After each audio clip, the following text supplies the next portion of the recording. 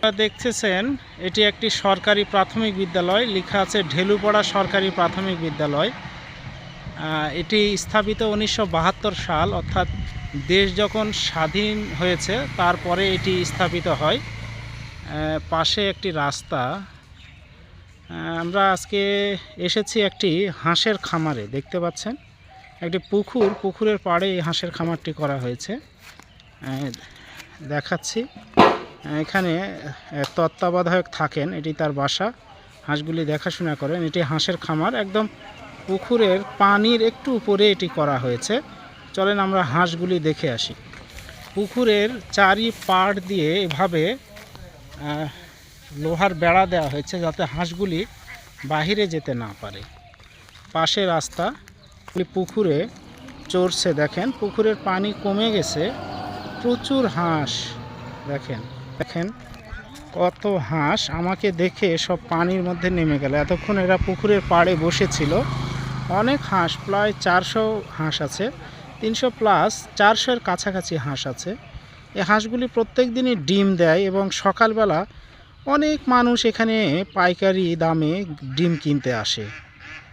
এইটি পুকুরের সারাদিন চরে, পুকুরে খায়, এক্সট্রাভাবেও তাদের খাওয়ানো হয়। তবে এভাবে হাঁস চাষ করলে হাঁসের খাবার খরচ একটু কম হয়। পুকুরেই তারা থাকে, ছোট মাছ ধরে খায়। তাদের খাবার তারা পুকুর থেকেই সংগ্রহ করে। পুকুরের পাড়ে কলার গাছ, একটি নৌকা আছে, এই নৌকাতে করে মাছকে খাবার দেওয়া হয়। আবার হাঁসের যে বিষটা, সেটা আবার মাছের খাবার হয়। হাঁস পুকুর থেকে খাবার সংগ্রহ করছে, আবার হাঁসের বিষটাটা পুকুরে মাছের খাবার হিসেবে ব্যবহার হচ্ছে। দেখেন কি চমৎকার করে তারা ঘুরছে। আমি খুব দূর থেকে ভিডিওটি করছি, যার কারণে ভালো দেখা যাচ্ছে না। দেখেন এটি পুকুর। আসলে হাঁস চাষ লাভজনক। আর বর্তমান বাজারে একটি হাঁসের দাম 600 থেকে 700 টাকা। আবার সে প্রত্যেক দিন ডিম দিচ্ছে। এগুলি সম্ভবত খাকি ক্যাম্বেল জাতের হাঁস। এই খাকি ক্যাম্বেল নামটি এসেছে ইংল্যান্ড থেকে, সম্ভবত একজন রানীর নাম অনুসারে। কি যেন ক্যাম্বেল ছিল তার নাম। তার হাঁসগুলির রং খাকি রঙের হয়ে থাকে, এই জন্য এদের নাম দেওয়া হয়েছে খাকি ক্যাম্বেল।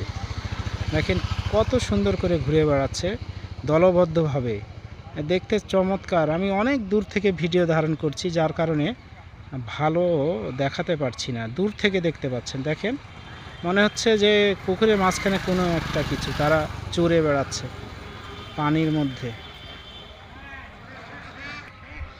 এটি তাদের থাকার ঘর, বাঁশ দিয়ে তৈরি করা হয়েছে, টিন দিয়ে, বেড়া দিয়ে। এখানে তারা সন্ধ্যা হলে একাই ওঠে, এখানে তাদের রাখা হয়। সকালবেলা আবার তারা দরজা খুলে দিলে এই পুকুরের মধ্যে নেমে যায়। দেখেন ওই পাশে চলে যাচ্ছে। পুকুরটি খুব বড় যে তাও বলবো না, আবার খুব যে ছোট তাও না। এদিকে নেটিং করা আছে। পুকুরের পাড়ে কলার গাছ, কিছুদিন আগে ঝড় বাতাস বৃষ্টি কিছু কলার গাছ নষ্ট হয়ে গেছে, কেটে ফেলা হয়েছে। হাঁসগুলি ওই পাশে যাচ্ছে, আমরা একটু ওই পাশে যাই। হাঁসের ঘর, এখানেই তারা থাকে। এটা হাঁস এখানে রাত্রি যাপন করে। এই যে এখানে নেট দেওয়া হয়েছে, এই নেটের উপর থাকে। এই নেটগুলি আবার উঠানো যায়, তো এখানে হাঁসের যে বিষটা পায়খানা করে তারা, তো এখানে যে সরে দিলে আবার সেই পায়খানাগুলি পুকুরের মধ্যে পড়ে যায়, সেগুলি মাছের খাবার। এখানে হাঁসের খাওয়ার জন্য পানি রাখা হয়েছে, বিভিন্ন পট। এই যে নেটিং করা হয়েছে, পাশে ফ্যানেরও ব্যবস্থা আছে, যাতে গরমের দিনে ফ্যান চালিয়ে তাদের জন্য আরামদায়ক পরিবেশ তৈরি করা যায়। এই যে দেখেন এই পাশে আসছে দুপুরের পুকুর রোদ, এটা চৈত্র মাস। তো যিনি তত্ত্বাবধায়ক আছেন উনি বলছে যে রোদে তারা পানি গরম হয়ে যায় পুকুরের, যেহেতু অল্প পানি, তারা দুপুরবেলা এসে আবার উপরে রেস্ট নেয়, তাদের রুমে রেস্ট নেওয়ার পরে আবার বিকেলবেলা পানিতে নামে। এই যে দেখেন ঘরের দিকে যাচ্ছে, এই যে ওই পাশ দিয়ে ওই দরজা দিয়ে সম্ভবত উঠবে। এই যে কলা, পুকুরের পাড়ের কলা গাছ, উনি তত্ত্বাবধায়ক, ওনার সাথে কথা বলবো একটু পরে। গাছে কলা ধরে আছে, প্রত্যেক পাড়েই কলার গাছ আছে। এই যে উনি উঠানোর চেষ্টা করছে তত্ত্বাবধায়ক।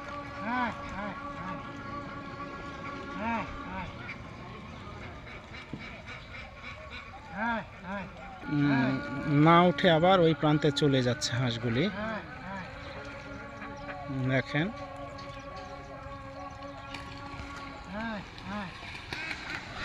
লাফালাফি করছে, খেলছে। এখন আমরা ওনার সাথে একটু কথা বলবো। আসসালামু আলাইকুম, কেমন আছেন আপনি? ভালো। ভালো আছেন। এই হাঁসের খামার, এই হাঁসের খামারটি কার একটু বলেন, তার নাম কি? আমার চাচার। আপনার চাচার? আপনার চাচার নামটা বলেন একটু। রোস্তম বিএসসি। রোস্তম বিয়েছি। উনি, ওনার বাড়ি কোন গ্রামে? এই যে সামনে দেখা যাচ্ছে, দেখা যাচ্ছে গ্রাম। ওনার এটি হাঁসের খামার। তো আপনার চাচা হয়, তাই না? এটি কি আপনি দেখাশোনা করেন? আমি দেখতে আসি। তত্ত্বাবধায়ক হিসেবে উনি কাজ করে। পাশের যে ঘর, এটিতে কি আপনি রাতের বেলা থাকেন? ওখানে আমি রাতে থাকি। রাত্রে থাকি। তো হাঁসগুলি সকালবেলা কি একাই পানিতে নেমে যায়? একাই নেমে যায়, দরজা খুলে দিলে একাই নেমে যায়। এই খামারটি সম্পর্কে একটু বলেন তো, হাঁসের খামারটি কতটি হাঁস আছে এখানে? এখানে 375টা হাঁস আছে। 375টি হাঁস আছে। এগুলি কি ছোট বাচ্চা কিনেছিলেন? হ্যাঁ, ছোট বাচ্চা 32 টাকা পিস। 32 টাকা পিস নিয়েছিলেন। কতদিন হচ্ছে এই খামার করা? 1 বছর হচ্ছে। 1 বছর হচ্ছে। এই হাঁসগুলি কি প্রত্যেক দিন ডিম দেয়? এখন প্রত্যেক দিন ডিম দেয়। কয়টি করে, মানে 375টি হাঁস আছে আপনি বললেন? আমি 375টা হাঁস আছে, 300 করে ডিম দেয়। এভারেজে 300টা ডিম পান প্রত্যেক দিন। সকালবেলা কি মানুষ ডিম কিনতে আসে এখানে? এখানে আসে পাইকার গাড়ি নিয়ে আসে। পাইকার গাড়ি নিয়ে আসে। কত করে ডিম বিক্রি করেন এখানে পাইকারি? একদিন দেবে 1300 টাকা সব। 1300 টাকা, মানে একটা ডিমের দাম 13 টাকা। 13 টাকা। আর আগুন মাসে, পুষ মাসে বেশি 1400-1500 করে। তখন আরও একটু বেশি, শীতে মানুষ বেশি ডিম খায়, এখন গরম একটু দাম কম। তো তাহলে তো এটি একটি লাভজনক বলা যায় হাঁস চাষ, তাই না? হ্যাঁ, লাভজনক। তো এই হাঁস কি কেউ চুরি টুরি করতে আসে নাকি? এখানে কেউ এখন আসেনি 1 বছর থেকে। দেখাও যায়নি। দেখেন হাঁসগুলি কাছে চলে আসলো। এই হাঁসের খামারটা সম্পর্কে বলেন তো, কিভাবে যত্ন আত্তি করেন, কখন খাওয়ান, কি কি খাওয়ান? সকালে একবার খেলে নামে দেই। কি খাওয়ান? ভুট্টার গুঁড়া। ভুট্টার গুঁড়া? শুধুই ভুট্টার গুঁড়া? হ্যাঁ। আর কি খাওয়ান? আর কিছু খেলে না। আর হ্যাঁ, ওষুধ খেলে। ওষুধ খাওয়ান? কি ইঞ্জেকশন দিতে হয়? ইঞ্জেকশন 6 মাস পর ইঞ্জেকশন দিতে হয়। 6 মাস পর পর? কি রোগের ইঞ্জেকশন জানেন আপনি এটা? ওটা পায়ের সমস্যা, পায়ে দিতে হয়। নল্লির সমস্যা, ঝিমা গুটি হয়, পায়ে গুটি গুটি হয়। 6 মাস পর পর দিলে ভালো থাকে। হ্যাঁ, পরবর্তী আবার ওষুধ খিলবাই লাগে। এমনি কি হাঁস বিক্রি করেন আপনি? না না না, হাঁস এখনো বিক্রি করেন না? না না, মানে এটি ডিমই বিক্রি করেন? এখানে ডিমই বিক্রি। তো এখানে তো যে পরিমাণ পুকুর, তাতে তো আরও অনেক হাঁস একসঙ্গে পালা যায়। তো আরও কেন হাঁস পালতেছেন না? আরও তো 1000 আমার মনে হয় এখানে লালন পালন করা যাবে। আমাদের পুকুর ছোট। পুকুর ছোট, ছোট মাছ গ্যাস দেয়। এলা গুগুলা করলে মাছ গ্যাস হয়ে যায়। এই দর্শক আপনারা দেখেন, উনি স্থানীয় ভাষায় বলছে যে হাঁস যে পায়খানা করে, হাঁসের যে বিষটা, এটা পুকুরের পানিতে যখন পড়ে সরাসরি, তখন এটি, এই কাঁচা পায়খানা, এটি কি করে, গ্যাস সৃষ্টি করে পানির মধ্যে। গ্যাস সৃষ্টি করলে মাছের জন্য ক্ষতিকর।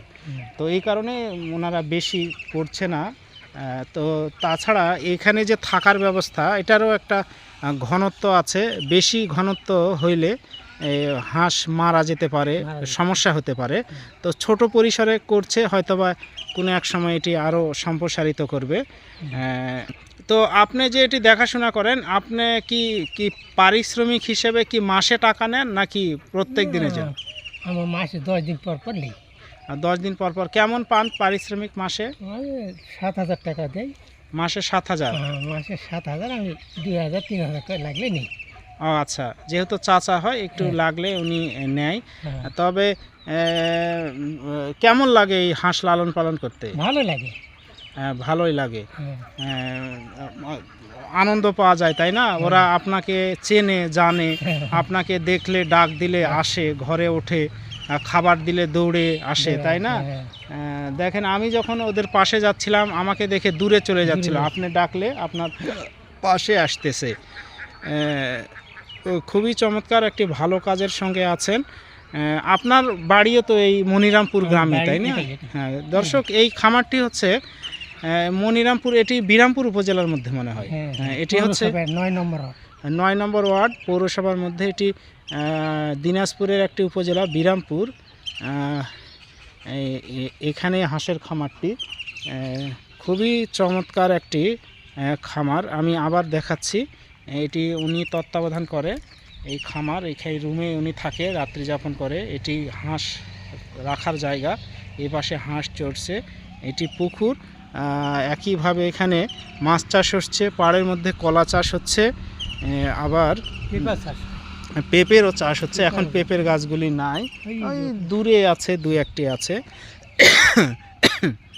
আর কিছু বলতে চান কি না খামার সম্পর্কে? আর কি কি করেন, মানে শীতকালে যখন ঠান্ডা পড়ে তখন কি ব্যবস্থা করেন?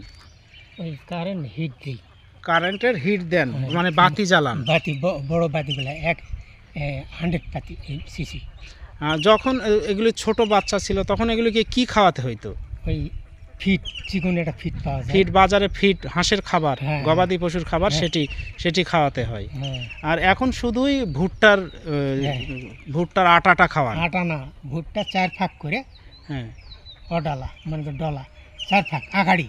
হ্যাঁ হ্যাঁ, মানে ছোট ভুট্টাটাকে মিল থেকে ভেঙে নিয়ে আসে ছোট ছোট করে। এটা কি ওই শুকনাই পানির মধ্যে দিয়ে খায় না কিভাবে খায়? পানিতে মেখে দিতে হয়, পানিতে মেখে দিতে হয়, একটু নরম হলে খায়। আগে ভিজে রাখতে হয় নাকি? না না না, এই দেখুন বার করে মেখে দিই। এটা দিলে কি ডিম ভালো দেয়? ডিম ভালো দেয়। ওটার সাথে ফিটের সাথে পাথরে কুচু মিশাল আছে। ও, এই জন্য ওটা খাইলে ক্ষতিকর। হ্যাঁ। আর এটা দিলে প্রাকৃতিকভাবে। এই ভুট্টা কি আপনারা সংগ্রহ করেন? সংগ্রহ করে, হ্যাঁ। কি নিজে কিনে রাখেন, নিজে ভাঙা? কিনে রাখি, আবার এখন নাই, শেষ হয়েছে, আমি বাজার থেকে নিয়েছি, বস্তায় নিয়েছি। ও, তাহলে ভুট্টা হাঁসও খাচ্ছে, খুবই চমৎকার। এই জন্য বাংলাদেশে ভুট্টার আবার দিন দিন বাড়ছে। তো খুবই ভালো লাগলো। প্রিয় দর্শক, দেখেন হাঁসগুলি কত সুন্দর করে এখানে ঘুরছে ফিরছে, খাচ্ছে। তো ভালো লাগলো আপনার সাথে কথা বলে। আপনাকে অসংখ্য ধন্যবাদ। আপনার একটু নামটা বলেন। আমার নাম রকিবুল ইসলাম। ওনার নাম হচ্ছে রকিবুল ইসলাম। উনি একটি ভালো কাজের সাথে আছে, হাঁসের খামার দেখাশোনা করে, খুবই ভালো কাজ। তো আপনাকে অসংখ্য ধন্যবাদ, ভালো থাকবেন। আলহামদুলিল্লাহ। এই যে দেখেন, এই যে পুকুরের পানি এপাশে শুকিয়ে গেছে, এইটি দিয়ে হাঁস ওঠে, এটি ওঠার ব্যবস্থা। এখান থেকে তারা এই পাশ দিয়ে তাদের যে থাকার ব্যবস্থা, রুম, এই রুমে এসে প্রবেশ করে। তো প্রিয় দর্শক, সকলকে দেখানোর চেষ্টা করলাম একটি হাঁসের খামার। হাঁস চাষ একটি কৃষির অংশ। কৃষি সম্পর্কে আমার অনেক প্রতিবেদন আছে, তার মধ্যে আজকের এই প্রতিবেদন একটি।